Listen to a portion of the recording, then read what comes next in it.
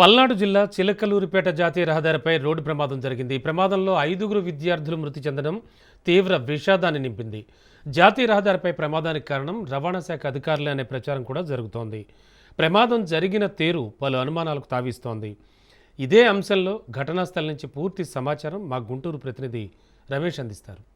చిలకలూరిపేట గణపవరం సమీపంలో జరిగినటువంటి జాతీయ రహదారిపై ఘోర రోడ్డు ప్రమాదం అని చెప్పుకోవచ్చు. ఏదైతే జరిగినటువంటి ఘటన మొత్తం 6 కారులో ప్రయాణిస్తున్నటువంటి పరిస్థితి అయితే కనపడుతుంది. ఇది ఒక ఘోర రోడ్డు ప్రమాదం అని చెప్పుకోవచ్చు. ఏదైతే మరి జాతీయ రహదారిపై ప్రమాదాలు అరికట్టినటువంటి పరిస్థితి అయితే మనకి కళ్ళకు కట్టినట్టు కనపడుతుంది.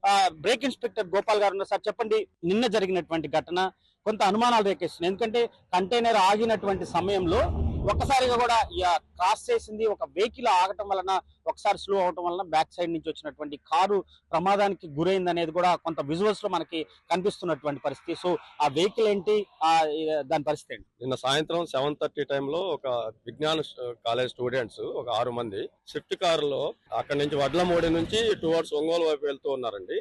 అదే క్రమంలో వాళ్ళ ముందు వైపు ఒక ట్రాక్టర్ ట్రాలీ ఒకటి వెళ్తుంది. దాని ముందు ఒక స్విఫ్ట్ వెహికల్ వెళ్తుంది. ఈ ట్రాక్టర్ ట్రాలీ వెహికల్ ని ముందు వెళ్తున్న స్విఫ్ట్ కారు ఆపే ప్రయత్నం చేసి లెఫ్ట్ హ్యాండ్ ఒకటి చూపించి సైడ్ ఆపమన్నట్టుగా విజువల్స్ లో తెలుస్తుంది మనకి. దాని వల్ల వీళ్ళు ట్రాలీ వెహికల్ లెఫ్ట్ సైడ్ తీశారు.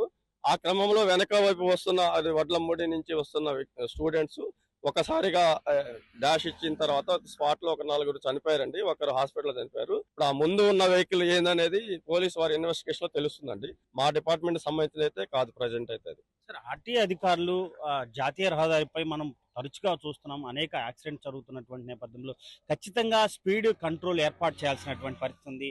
సో ఆ స్పీడ్ కంట్రోల్ చేయడంలో ఆర్టీఏ అధికారులు నిర్లక్ష్య వైఖరి కనపడుతున్నారు. ఇది ఎలా చూడాలి? లేదండి, మా దగ్గర ప్రతి జిల్లాలో స్పీడ్ గన్స్ ఉన్నాయండి. రెగ్యులర్ గా స్పీడ్ గన్స్ డ్యూటీ చేస్తూ రాస్తుంటారు, చెక్ రిపోర్ట్స్ ఇస్తూ ఉంటారు.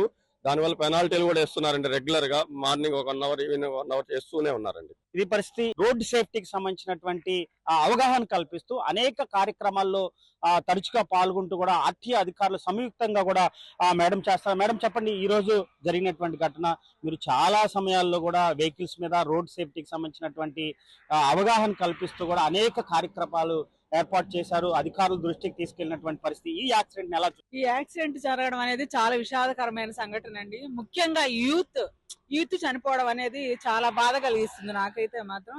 ఇదంతా ఏంటంటే హైవేలో జరగడం అనేది చాలా దురదృష్టము.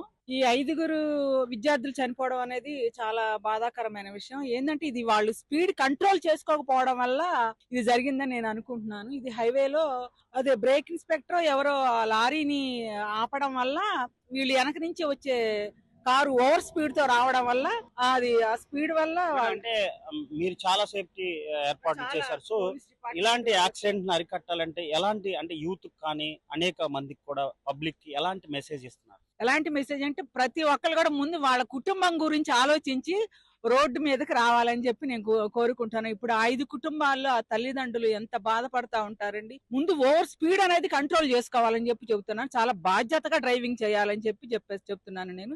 ప్రికాషన్స్ అన్ని ఏదో ఈజీగా ఏదో ఒక యాక్సిడెంట్ జరిగింది అమ్మో అని చెప్పేసి కాదు, ఎప్పుడు అలర్ట్ గా ఉండే విధంగా మా ఆర్టీఓ డిపార్ట్మెంట్ వాళ్ళు కానీ పోలీస్ డిపార్ట్మెంట్ వాళ్ళతో మా రోడ్ సేఫ్టీ అని కలిసి అనేక అవేర్నెస్ ప్రోగ్రామ్స్ చేస్తూ ఉంది. పిల్లలందరూ యూత్ ఏంటి ఎవరైనా సరే ప్రతి ఒక్కరు కూడా వాళ్ళ కుటుంబం గురించి ఆలోచించి డ్రైవింగ్ చేయాలని చెప్పేసి నేను కోరుకుంటున్నానండి. అది ఓవర్ స్పీడ్ అనేది ఉండకూడదు.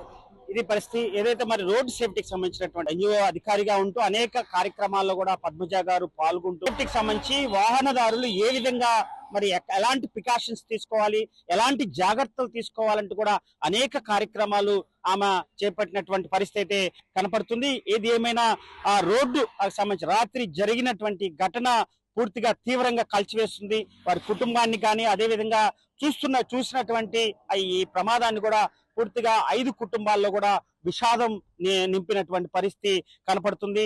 6 జరిగినటువంటి ఈ ప్రమాద ఘటనకు సంబంధించి పోలీసు విచారణ కొనసాగుతుంది. ఏదైతే ఆ వెహికల్ ఎందుకు ఆగాల్సి వచ్చిందో ఆ వెహికల్ కి సంబంధించినటువంటి విచారణ ప్రస్తుతం కొనసాగుతున్నటువంటి పరిస్థితి కనపడుతుంది. ఆర్టీఏ అధికారుల లేదా ఏమైనా కావాలని ఆర్టీఓ అధికారులను చెప్పుకుంటూ ఏమైనా ఆపారా అనే కోణంలో కూడా పోలీసులు దీనిపైన వెల్లడించాల్సినటువంటి అవసరం ఉంది. ఏది ఏమైనా దీనిపైన కేసు నమోదు చేశారు. ఏదైతే జరిగినటువంటి ప్రమాదానికి సంబంధించి కూడా స్థానిక ఎమ్మెల్యే అంటే పత్తిపాటి పుల్లారావు కూడా ప్రభుత్వ ఆసుపత్రికి వెళ్లారు. క్షతగాత్రుల్ని పరామర్శించినటువంటి తర్వాత ఖచ్చితంగా ప్రభుత్వం ఆదుకుంటుందంటూ కూడా హామీ ఇచ్చినటువంటి నేపథ్యంలో ఖచ్చితంగా ఆర్టీఓ అధికారులు దీనిపైన డేగ కన్ను వేయాల్సినటువంటి అవసరం ఉంది. రోడ్ సేఫ్టీకి సంబంధించినటువంటి ప్రికాషన్స్ తీసుకోవాలి.